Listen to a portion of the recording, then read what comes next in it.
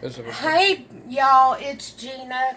I'm back in the kitchen today. I've heard y'all, you said you never saw the end product. So today I made some Salisbury steak for hubby and I. Those are already cooked. And I'm going to show you kind of what else I've got going on here. This is a roux that I'm making for the gravy to go over the Salisbury steak. The patties for that were already made up. They had the onions, the bell peppers, and I seasoned them as well with salt and pepper. This is, again, the roux, or the thickening agent part of the gravy.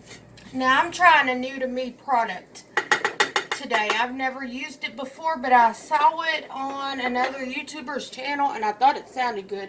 It's a little product called Gravy Master. So today, for the first time ever, I'm using Gravy Master to help do my gravy.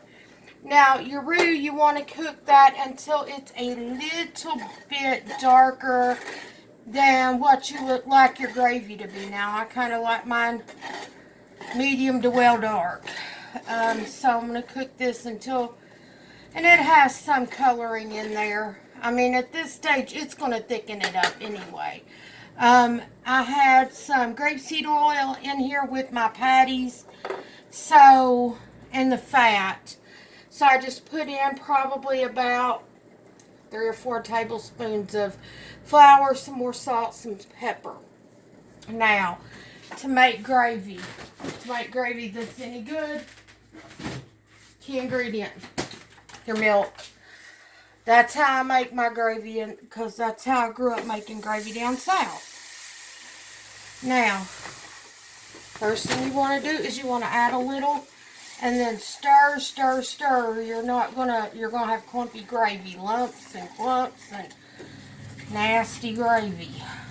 So you definitely want to bust the chunks up in here and not let any clumps and chunks be in your gravy, or you're going to have big old clumps of flour in there. So just keep stirring, keep stirring, keep stirring until you've worked those lumps out of it. And yes, that first little bitty bit of milk is going to evaporate fairly quickly in here. But again, I'm just using that to help bust up chunks. Now, what else I have to go with this? I have made some green beans. I have made, and I'm doing the instant mashed potatoes because, well, I don't have any fresh potatoes at my house right now except 4 little tiny new potatoes, and that is not enough to make mashed potatoes. That just isn't. That's a joke. Now, they're the right size to make some fried potatoes enough for us. But as you see, you have to keep stirring, keep stirring, keep stirring. Work out the chunks, the lumps in your gravy. They all will do this. But if you keep stirring, you'll bust those up. Now, I'm not using a whisk. I should have got out my whisk and trying to get out. But if you press kind of down with the back of the spoon, you will get the lumps out of there. And there are some little pieces of leftover meat in there as well, so it's not all just the flour. Some of those little chunks are from the meat itself. But I'm trying to, as I said, keep stirring, keep this moving so that we end up with some decent gravy. Again, I wanted to try this Gravy Master. It sounded good. It looked good. And I thought, maybe we should give that a try at my house, because I make gravy to go over stuff, quite a bit. And I thought, well, why not try it and give it a whirl and see if it tastes any good. I heard about it from Hetty. And again, she's got a YouTube channel on here, and she's Italian, and God bless her heart, I love watching these Italian women cook. My husband's Italian. That's why I have to watch some of these Italian cooks, because I'm not.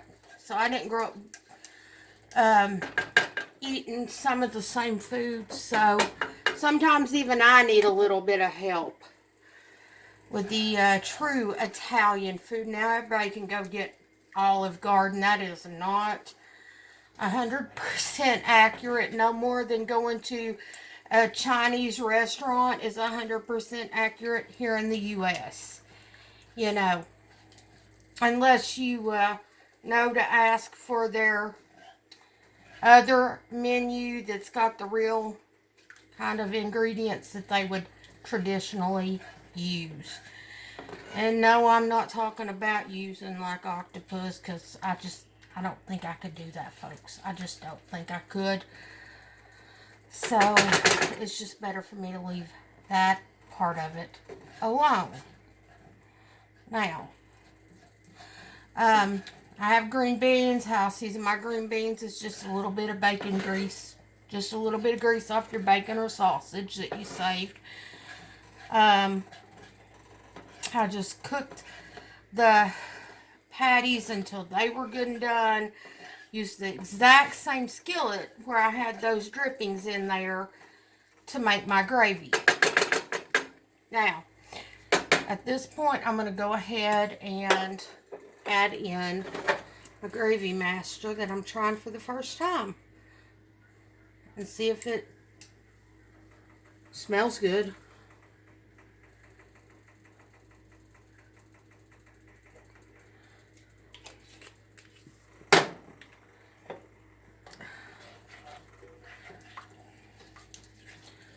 Add that in, and it's going to make that gravy a little darker, which is perfect for this kind of meal, because most people want that brown gravy to go on their hamburgers or that kind of stuff, or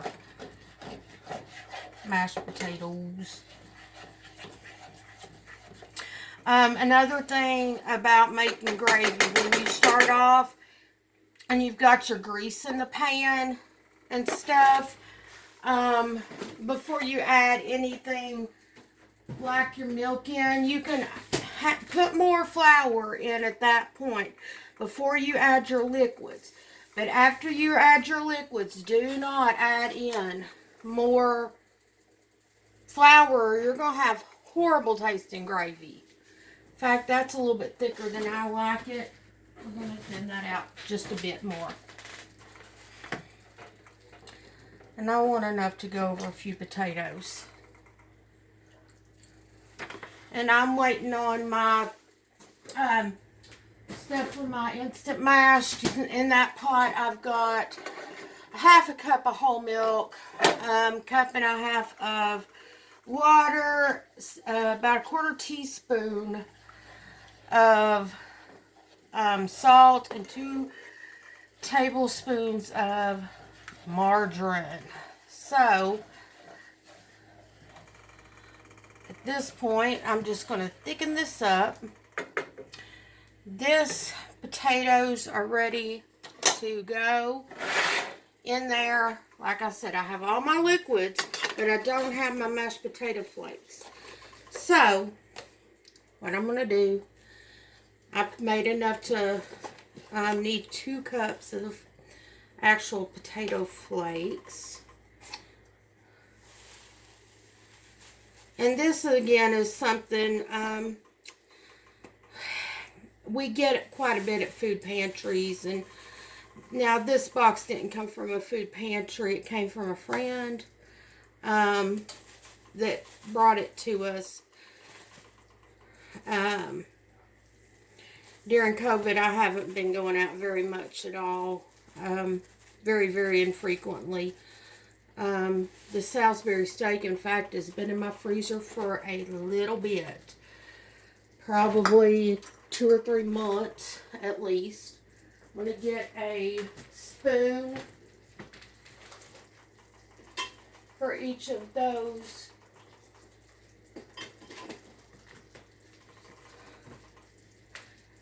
Other dishes. Now, and I'm just going to stir in the potato flakes until everything gets good and incorporated so that it's tasting all good and all that stuff. But you want to have the best tasting meal out there too that you can make. Put this back up. And then I'm going to plate everything up. Now,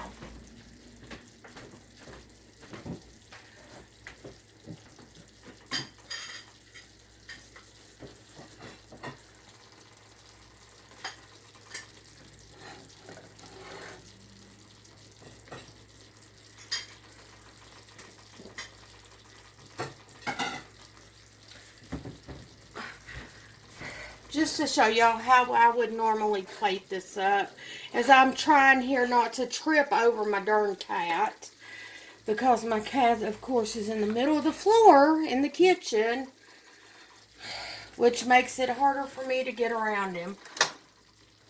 And then I'm going to put some gravy over this, which is a little bit difficult, I know, with a slotted spoon. I shouldn't be using a slotted spoon for this, I know. I should be using a non-slotted spoon, but I grabbed what I had that was convenient. And all these famous chefs would clean this up, and a lot of the other YouTube channels have better equipment than I do.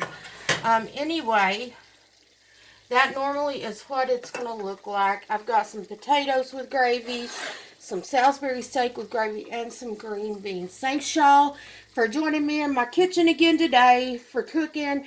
And I'm ready to go eat. See you later. Bye-bye.